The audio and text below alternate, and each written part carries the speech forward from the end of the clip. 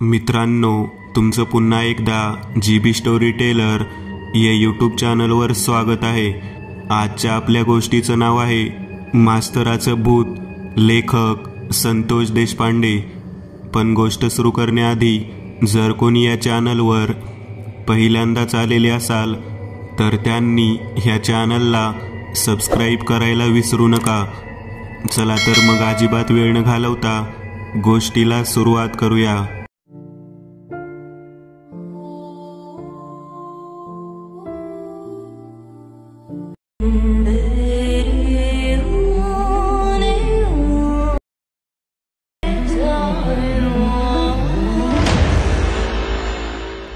भावनेच्या भरामध्ये नको त्या गोष्टीला होकार दर्शवून बसलेलो होतो।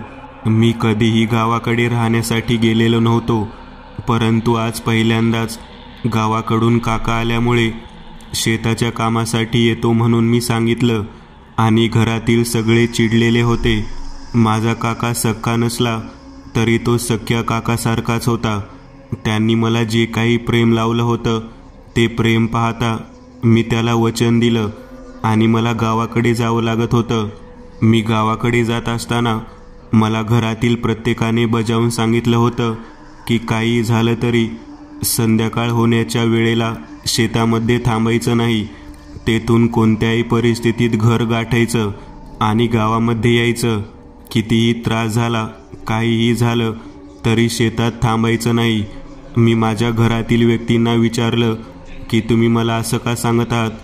तेव्हा घरचे म्हणाले, आजपर्यंत आम्ही गावाकडे न जाण्यामागचं कारण तेच आहे की गावाकडे गेल्यानंतर फक्त यात्रेच्या दिवशी आम्ही ज्या दिवशी शेतात देवाची पूजा असते त्याच दिवशी भर दुपारी जातो आणि लगेचच परत येतो। रात्री आमचा मुक्काम आपल्या गावातल्या घरामध्ये असतो। तो मुक्काम केला की दुसऱ्या दिवशी लगेचच निघून येतो। आम्ही शेतात संध्याकाळ झाल्यानंतर आजपर्यंत कधीच थांबलेलो नाही। त्याच्या पाठीमागचं कारण सुद्धा तसंच आहे। मी माझ्या घरातील लोकांनी सांगितलेल्या गोष्टीला अंधश्रद्धा मानत होतो। मी त्यांना म्हणालो, आपण एवढे शिकलेले सवरलेलो चांगल्या पद्धतीने जीवन जगणारे माणसं, खेडेगावातील लोकांना अंधश्रद्धेपासून दूर करण्याच्याऐवजी आपणच जर हे सगळं मानत बसलो तर ते खूपच वेगळं आणि विचित्र वाटेल। माझ्या या बोलण्यावरती माझ्या घरातील मला बजावून सांगत होते, सोपान काका तुला या ठिकाणाहून न्यायला आला, परंतु आम्ही तुला पाठवलं नाही। तू त्याला वचन देऊन बसलास। आता जरी तू गेलास तरी मुक्काम हा फक्त गावातल्या घरातच करायचा, शेतामध्ये अजिबात थांबायचं नाही।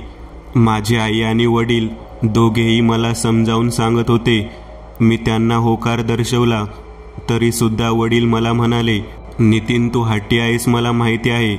ज्या गोष्टी करायच्या नाहीत त्या करण्यामध्ये तुला खूप आनंद मिळतो, परंतु एक गोष्ट लक्षात ठेव, जर कधी तशी वेळ आली आणि तू शेतात अडकलास तर रघु काकाचा नातू आहे, मी रघु काकाचा नातू आहे हे 3 वेळा म्हणायला विसरू नकोस। मला या गोष्टीचं रहस्य कळलंच नाही। मी वडिलांना म्हणालो, शेतामध्ये अडकलं म्हणजे तुम्हाला काय वाटतं की मी शेतात गेल्यानंतर तसं काही घडेल का? काय आहे शेतामध्ये? तेव्हा माझे आई वडील मला म्हणाले, तसं काही खास नाही, परंतु जेवढं सांगतोय तेवढं ऐक म्हणजे झालं। मला माझ्या वडिलांनी सांगितलेली गोष्ट चांगलीच लक्षात राहिली होती।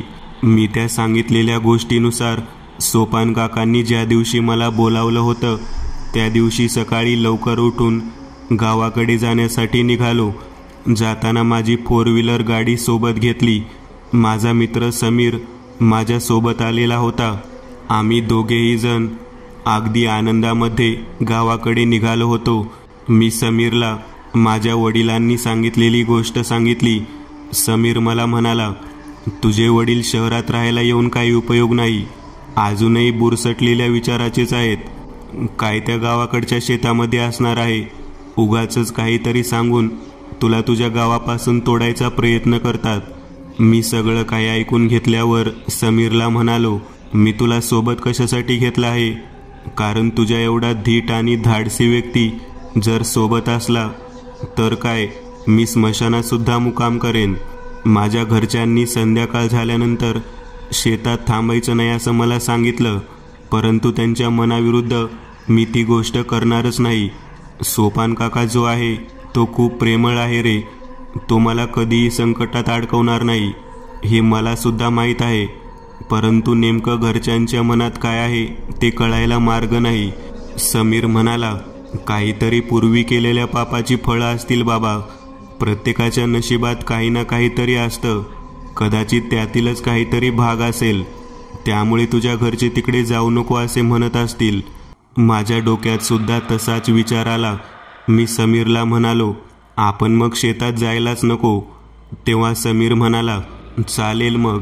गावाकडे जाऊन नुसतं खांडादांडांचं घर बांधायचं, तिथं राहायचं आणि परत यायचं. अरे खेडेगावात जात आहोत म्हटल्यानंतर शेतामध्ये फिरायचं, तेथील निसर्ग सौंदर्य पाहायचं, त्याचबरोबर विहिरीमध्ये पोहायचं, नदीच्या कडेने मासेमारी करायची. या सगळ्या गोष्टी बाजूला ठेवून तू तर गावातच राहायचं म्हणत आहेस.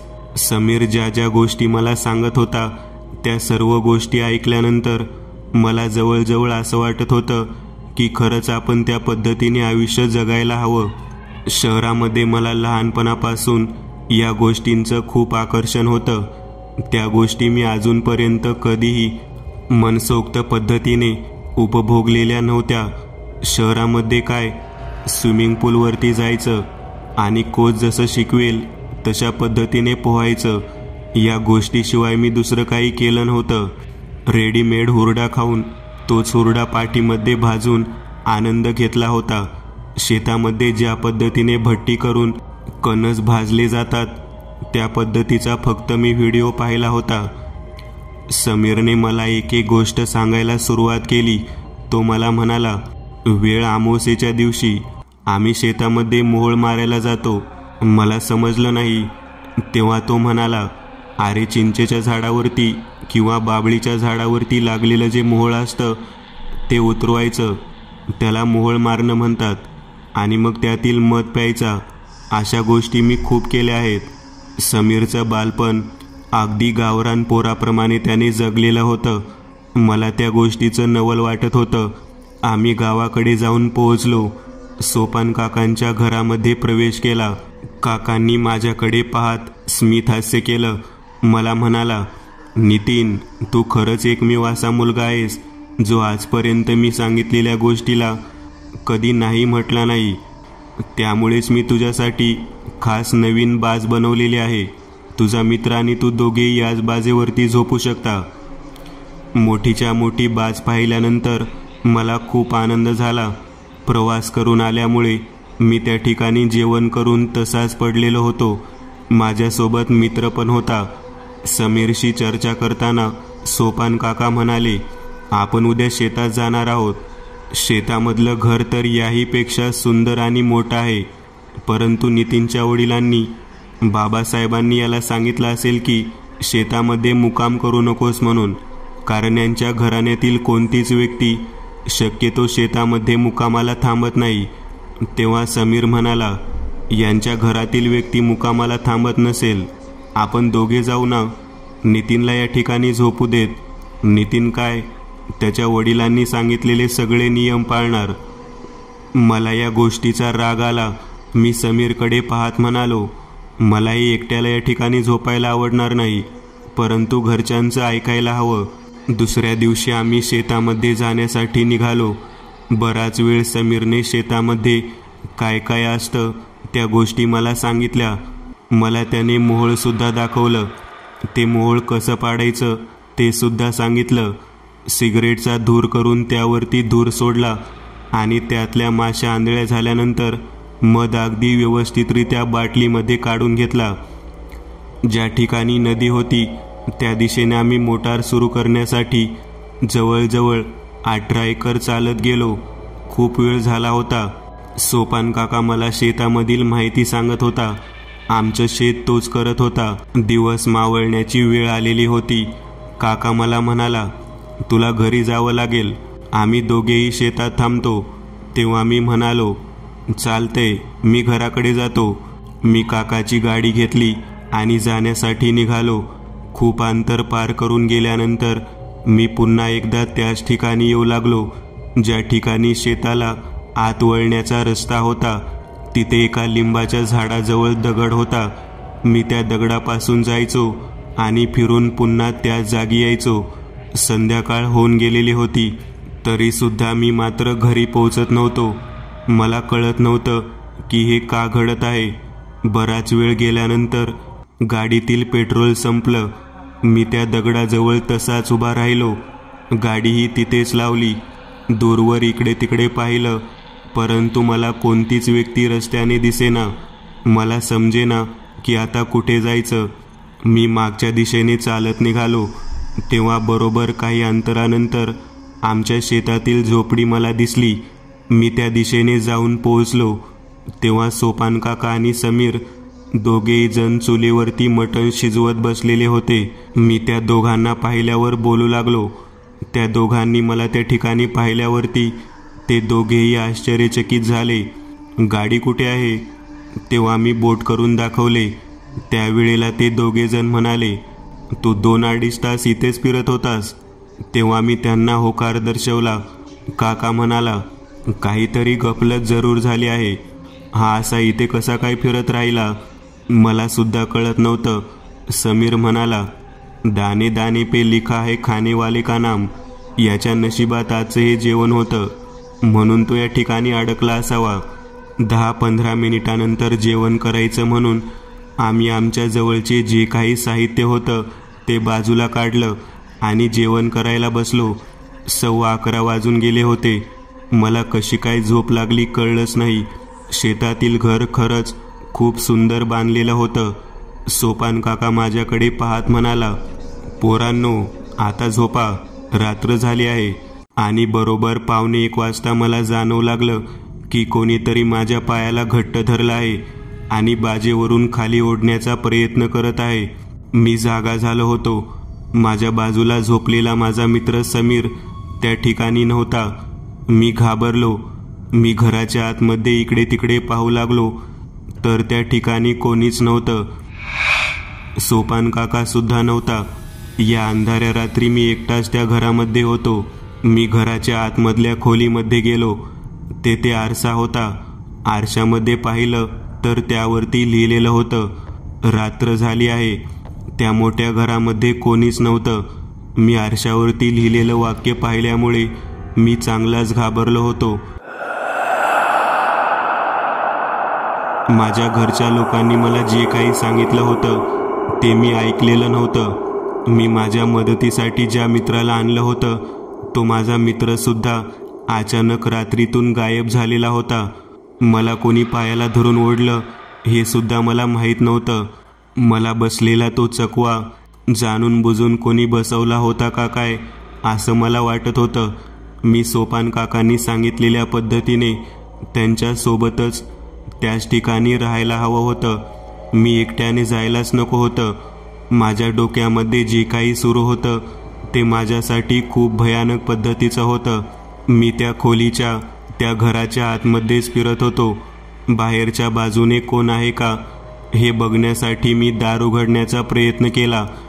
तेव्हा माझ्या लक्षात आलं की मी त्या खोलीच्या त्या घराच्या आतमध्ये बंदिस्त झालेलो आहे. अचानक घराच्या वरच्या पत्र्यावरती धाडधाड आवाज येऊ लागला. मी चांगलाच घाबरलो. रात्र झाली आहे या वाक्याचा अर्थ काय आहे? आपल्या घरातल्या लोकांनी आपल्याला शेतामध्ये मुक्काम करू नको असं का सांगितलं असावं? हा मनात विचार यायला आणि वरच्या बाजूने धाडधाड आवाज यायला गाठ पडू लागली. मी त्या झोपडीच्या म्हणजेच त्या घराच्या मागच्या बाजूला जाण्याच्या दिशेने निघालो. मागच्या बाजूला दार होतं. ते दार उघडण्याचा मी प्रयत्न केला परंतु कितीही प्रयत्न केला तरी दार उघडत नव्हतं. कोणीतरी बाहेरून कडी लावावी असं होतं. त्याच वेळेला मला त्या मागच्या खोलीतून बाहेर पाहण्यासाठी एक खिडकी दिसली. मी ती खिडकी उघडली. खिडकी आकाराने छोटी होती. अगदी 1.5 बाय 2ची होती. मी त्या खिडकीतून बाहेर पाहण्यासाठी विचार करू लागलो तेव्हा मला मागच्या बाजूला असलेले एक झाड दिसलं आणि त्या झाडाखाली 2 व्यक्ती गुडघ्यावरती गुडघे टेकून बसलेले आहेत आणि मान खाली घालून मागे हात बांधलेल्या अवस्थेत दिसत आहेत हे मला दिसलं. मी घाबरलो.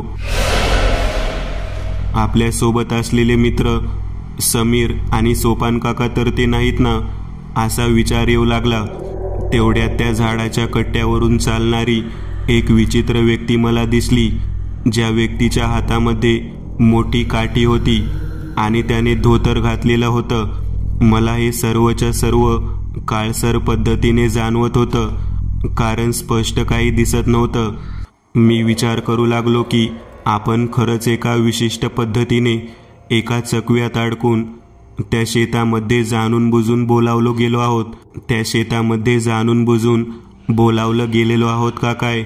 माझ्या मनात असा विचार यायला आणि माझ्या डोळ्यासमोर आरशावर लिहिलेली वाक्ये दिसायला गाठ पडली. रात्र झाली आहे. माझ्या लक्षात येऊ लागलं, आपल्या घरच्यांनी जे सांगितलं होतं ते खरं होतं. आपण शेतामध्ये रात्री थांबायला नको होतं. मी खिडकीतून समीर काका असं म्हणून हाक मारायला सुरुवात केली. तेव्हा बाहेर त्या झाडापर्यंत माझा आवाज जात नव्हता हे माझ्या लक्षात आलं. कोणीही माझ्याकडे पाहत नव्हतं. आता जायचं कसं मी विचार करू लागलो. तेवढ्यात मी दुसऱ्या खोलीतून काच तडकलेला आवाज ऐकला. अचानक ज्या आरशावर वाक्य लिहिलं होतं तो आरसा तडकलेला होता. रात्रीच्या वेळी अशा पद्धतीने आरसा तडकेल असं मला वाटलं नव्हतं. मी घाबरलो आणि ज्या खिडकीतून मी डोकावत होतो त्याच 1.5x2च्या खिडकीतून मी बाहेर जायचं ठरवलं. मी खोलीतील स्टूल त्या ठिकाणी आणला आणि तेथून बाहेर पडण्याच्या प्रयत्नात मी माझं अर्ध शरीर बाहेर काढलं. कमरेपासून भाग माझ्या खोलीच्या आतच होता. त्याच वेळेला मला कोणीतरी मागे ओरडत आहे हे मला जाणवू लागलं. मी विचार करत होतो की अगदी जसं बाजेवरती मला खेचलं होतं त्या पद्धतीने मला कोण खेचत आहे. माझे सगळे प्रयत्न व्यर्थ झालेले होते. माझे दोन्ही पाय जोरात खेचले जात होते. त्या पद्धतीने मी बाहेर खेचला गेलो. मी बाहेर पडण्यासाठी माझे दोन्ही पाय बाहेर काढले होते आणि बाहेर जाण्यासाठी माझ्या शरीराने प्रयत्न करत होतो. अखेर मी बाहेर खेचलो गेलो. मी बाहेर पडल्यानंतर माझ्या बाबतीत असं का घडलं असावं याचा मी विचार करू लागलो. माझ्या गळ्यामध्ये असलेली पवित्र देवाची माळ मी मटण खाणार म्हणून बाजूला काढून ठेवली होती. तीच मला एक आधार होती. ती सुद्धा माझ्या जवळ नव्हती. समीरने पण तसंच केलं होतं. सोपान काकांना सुद्धा त्या पद्धतीने सर्व काही केलं होतं. आजची जी रात्र माझ्या आयुष्यात आली होती ती खरंच पूर्व कर्मफळामुळे आली होती का काय असं मला वाटू लागलं. मी त्या झाडाच्या कठड्याच्या दिशेने जाण्यासाठी निघालो. मी जाऊ लागलो तेव्हा मला मोठमोठ्याने रडलेला आवाज ऐकू येऊ लागला. मी नीट पाहिलं तेव्हा गुडघ्यावर मान खाली घालून बसलेला समीर आणि पलीकडच्या बाजूला बसलेला सोपान काका मला दिसला. ते दोघेही जण त्या झाडाच्या कडेने उभारलेल्या त्या व्यक्तीला माफी मागत होते. काय चुकलं आहे तेच कळत नव्हतं. सोपान काका त्या व्यक्तीला म्हणत होता, इथून पुढे कधी सुद्धा रात्रीच्या वेळी असं काम करणार नाही. सोडा मला, आमच्याकडून चूक झाली. तेव्हा तो व्यक्ती म्हणत होता, शेताचा मालक या ठिकाणी आला आहे. तो जोपर्यंत या कठड्यावर चढत नाही तोपर्यंत तुम्हा दोघांना मी सोडणार नाही. आता काहीच कळत नव्हतं की शेताचा मालक म्हणजे मी का अजून कोण, कारण मला ज्याने बाहेर खेचून ओढलं होतं तो कोण होता मला कळत नव्हतं. मी विचार करत होतो, परंतु माझा मित्र आणि तो माझ्यावर प्रेम करणारा काका या दोघांना ज्या पद्धतीने त्या माणसाने कठड्यावर बसवलं होतं ते सगळं पाहता मी एक गोष्ट ओळखून होतो की काहीतरी या गोष्टीपाशी माझा संबंध आहे. त्याच वेळेला त्या कठड्यावरती असलेल्या समीरला आणि सोपान काकाला तो म्हातारा त्याच्या काठीने फटके देऊ लागलेला होता. ते दोघेही ओरडत होते. मी त्या कठड्याच्या दिशेने जाणार इतक्यात मला कोणीतरी मागून घट्ट पकडावं अशा पद्धतीने जाणवू लागलं. मी पुढे जाऊ शकत नव्हतो. तेव्हा कचऱ्यावर उभारलेला म्हातारा माझ्याकडे पाहत म्हणत होता, ये इकडे ये, तू आल्याशिवाय तो इकडे येणार नाही. ये इकडे ये. तू आल्याशिवाय तो इकडे येणार नाही. मी चांगलाच घाबरलो होतो. मी त्याला म्हणालो, मी नितीन आहे. मी पहिल्यांदाच या गावामध्ये, या शेतामध्ये आलेलो आहे. मला इथे कोणी ओळखत नाही. तुम्ही मला का बोलत आहात? तेव्हा तो म्हातारा म्हणाला, अरे लेकरा, तुला नाही बोलावत. तुझ्या पाठीमागे जो उभारलेला आहे ना, त्याला बोलावत आहे मी. त्याला तू कोण आहे मला माहीत नाही, परंतु त्याला या ठिकाणी मी बोलावलेलं आहे. तो या घरातून कधीच बाहेर आला नव्हता. आज बाहेर आला आहे आणि आज त्याला या कठड्यावरती यावंच लागेल. आज पहिल्यांदा त्याला बोलवण्याची रात्र झालेली आहे आणि मला 2 माणसं अगदी व्यवस्थितरित्या सापडलेली आहेत. तू या ठिकाणी येणारच. मला कळत नव्हतं की माझ्या मागे कोण उभा आहे. मी मागे वळून पाहणार, तेवढ्यात समीर ओरडला, मागे वळून पाहू नकोस नितीन, नाहीतर तुझा जीव जाईल बघ. आम्ही सुद्धा मागे वळून पाहिलं, त्यामुळे या ठिकाणी येऊन कठड्यावर अडकलेलो आहोत. सोपान काका सुद्धा मला म्हणाला, मागे वळून पाहू नकोस. जर मागे वळून पाहिलं तर तू सुद्धा आमच्याप्रमाणे या कठड्यावरती तसाच अडकून बसशील. या व्यक्तीच्या हातामध्ये जी काठी आहे ना, ती भयानक लागते. तो सोडत नाही येथून आपल्याला. तेव्हा तो व्यक्ती 2 फटके मारत त्या दोघांना म्हणाला, त्या पोराला कशाला काय सांगतोस?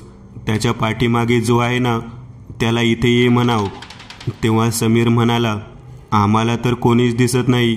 तुम्ही असं कसं काय म्हणत आहात?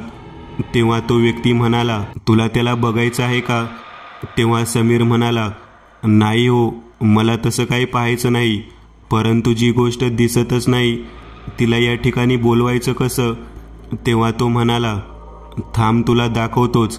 मी समीरकडे पाहत म्हणालो, मी त्या ठिकाणी आलो तर चालेल का?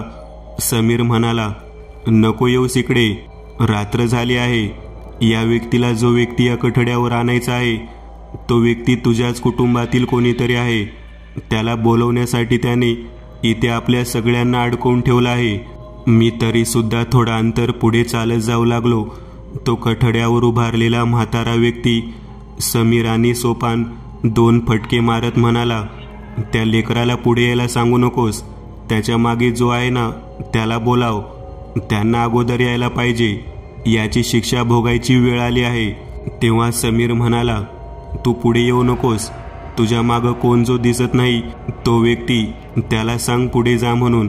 मी मागे न वळता मग ओरडलो, माझ्या मागे जे कोणी आहे, ज्याने माझा पाय ओढला त्या व्यक्तीने त्या कठड्याच्या दिशेने पुढे जावे आणि तेथील माझ्या 2 लोकांना तेथून बाहेर काढण्यासाठी मदत करावी.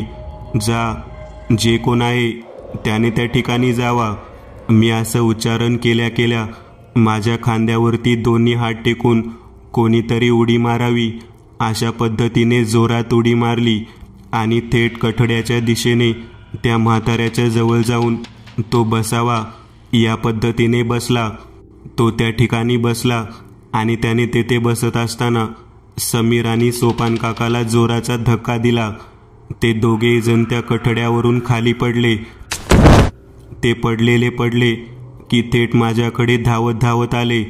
मी त्यांच्याकडे पाहत होतो. ते दोघेही जण म्हणाले, चल खोलीच्या आत चल. तेथील आपलं पवित्र माळेचं साहित्य घेऊन आपल्याला इथून निघायचं आहे. मला काय झालं ते कळत नव्हतं. मी तेथून वेगात निघालेलो होतो. आम्ही 3घेही जण खोलीमध्ये आलो. आमच्या गळ्यातील पवित्र असलेली माळ आम्ही हातात घेतली आणि पळत सुटलो. काका म्हणाला, गाडी तुझ्या ठिकाणी लावली आहे, तिकडे जावे लागेल. आम्ही 3घेही जण त्या गाडीच्या दिशेने निघालो. बराच वेळ पळत होतो, परंतु गाडी सापडत नव्हती. शेवटी एका कोपऱ्यावरती दगड दिसला. त्याच्या पलीकडे गाडी पडलेली दिसली. मी काकाला म्हणालो, गाडी तर अगदी जवळ आहे, तरी आपण का फिरत आहोत? तेव्हा सोपान काका म्हणाला, ही बोलण्याची वेळ नाही, येथून निघण्याची वेळ आहे लेकरा. रात्र झाली आहे. येथे थांबणं खूप अवघड आहे. आम्ही 3घेही जण गाडी तिथेच टाकून तसेच पळत सुटलो. गावाकडे येत असताना वाटेमध्ये एक मोठा पूल होता. त्या पुलाजवळ एक व्यक्ती हातात काठी घेऊन उभारलेली दिसली. त्या व्यक्तीला पाहिल्यानंतर आमच्या जीवात जीव आला. कोणीतरी आपल्या गावातील व्यक्ती आहे असं म्हणून सोपान काकांनी आजोबाकडे पाहत सोपान काका म्हणाला, अहो शेतामध्ये विचित्र प्रकार घडला आहे हो, खूप विचित्र प्रकार घडला. आतापर्यंत कधी मी असं पाहिलं नाही. त्या लिंबाच्या झाडाच्या कठड्यावरती एक म्हातारा माणूस हातात काठी घेऊन जो सापडेल त्याला बडवत होता. आम्हाला तर झोपेतून पायाला धरून फरफट तोडत आणलं आणि चांगलं चोप चोपलं. त्याची शिक्षा फार भयानक होती. तेव्हा त्या म्हाताऱ्या व्यक्तीने आमच्याकडे पाहिलं. आम्ही नीट पाहिलं तर तोच व्यक्ती त्या ठिकाणी येऊन उभारलेला होता. आता मात्र सोपान काकाला कळेना की आपण ज्या व्यक्तीला हे सांगत होतो तो तोच व्यक्ती होता जो कठड्यावरती होता. हे कसं काही शक्य आहे? आम्ही डोक्याला हात लावला, गाडी तिथेच टाकली आणि पुलावरून पळत सुटलो. पुलावरून पळत आम्ही नदीच्या पलीकडे असलेल्या गावाच्या वेशीपर्यंत पोहोचलो. त्यावेळेला गावाच्या आतमध्ये मला आमची 4 व्हीलर गाडी दिसली. माझ्या वडिलांची गाडी मी पाहिली. माझे वडील, आई, मोठा भाऊ हे सर्वजण त्या ठिकाणी चिंताग्रस्त अवस्थेत उभारलेले दिसले. मी, सोपान काका आणि समीर तेथे पोहोचलो. वडिलांनी गेल्या गेल्या पहिल्यांदा सोपान काकाला कानाखाली मारली, पुन्हा मला आणि मग समीरला. माझे वडील आणि आई सोपानांवर खूप ओरडू लागले, मूर्ख आहेस का? तुला माहीत आहे ना, आमच्या घराण्यातील, आमच्या रक्तातील कोणताही व्यक्ती आमच्या शेतामध्ये रात्रीच्या वेळी झोपू शकत नाही, मुक्काम करू शकत नाही. तरीसुद्धा तू याला का घेऊन गेलास? तुला माहिती आहे ना शेतामध्ये काय आहे ते? तेव्हा सोपान म्हणाला, तुम्ही केवळ मला सांगितलं की शेतामध्ये न्यायचं नाही, परंतु ते काय रहस्य आहे ते अजूनपर्यंत सांगितलं नाही. तेव्हा सोपान काकाकडे पाहत माझे वडील म्हणाले, मूर्ख आहेस तू मूर्ख. त्या लिंबाच्या झाडाखाली मास्तराचं भूत आहे. अगदी 100 वर्षापूर्वीपासून ते त्या ठिकाणी असतं. ते भूत आमच्या जुन्या घरात लपून बसलेल्या व्यक्तींना बाहेर बोलावतं.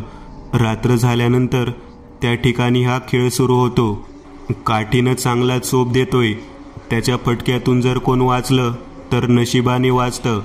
मी म्हणालो, बाबा हे कसं काय शक्य आहे? तेव्हा माझे वडील म्हणाले, लेकरा, पूर्वी त्या शेतातल्या जागेमध्ये झाडाखाली शाळा भरत होती. आपलं जे जुनं घर आहे शेतातलं, त्या ठिकाणी वर्ग भरत होते. आपल्या पूर्वजांनी ते घर शाळेसाठी दिलं होतं. दराडे मास्तर म्हणून एक मास्तर होते जे रात्र शाळा घेत होते. रात्रीच्या वेळी त्या ठिकाणी शाळा भरायची. त्यावेळेला गावातील प्रौढ व्यक्ती प्रौढ साक्षरता वर्गासाठी तेथे जात होते. काही टिंगलटवाळी करणारी मुलंसुद्धा होती. त्यांनी रात्रीचे वर्ग बंद पाडावेत म्हणून त्या कठड्यावरती झाडाच्या वरच्या फांदीला चित्रविचित्र पद्धतीचे भीतीदायक दोरीने अडकवलं, जेणेकरून दराडे मास्तर आले की त्यांना ते दिसावं आणि ते घाबरावेत. परंतु लेकरा वेगळंच घडलं. या सर्व प्रकरणात तुझे रघु आजोबा त्या गोष्टीमध्ये सामील होते.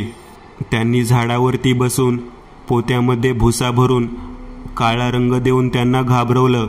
चांगल्या उद्देशाने काम करणाऱ्या दराडे मास्तर यांना चांगलीच भीती बसली आणि ते थेट बाजूच्या विहिरीमध्ये पडले.